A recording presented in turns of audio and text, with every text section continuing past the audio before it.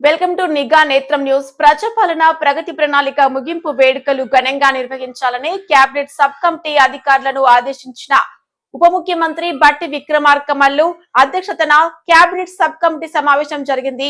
సమావేశంలో అధికారులను వివిధ పథకాల గురించి వివరించుకుంటూ ప్రజాపాలన ప్రగతి ప్రణాళిక ముగింపు వేడుకలు నిర్వహించాలని సూచించారు.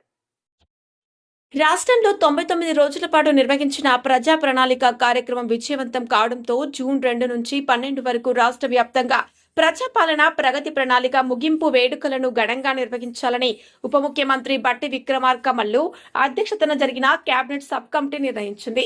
సందర్భంగా పర్యావరణ వారోత్సవాలు, రోడ్డు భద్రత, మాదక ద్రవ్యాల వ్యతిరేక ప్రచారం, మహిళా శిశు రక్షణ, గృహ నిర్మాణం, గ్రీన్ ఎనర్జీ ప్రాజెక్టుల ప్రారంభోత్సవాలు నిర్వహించాలని అధికారులకు ఆదేశాలు జారీ చేశారు.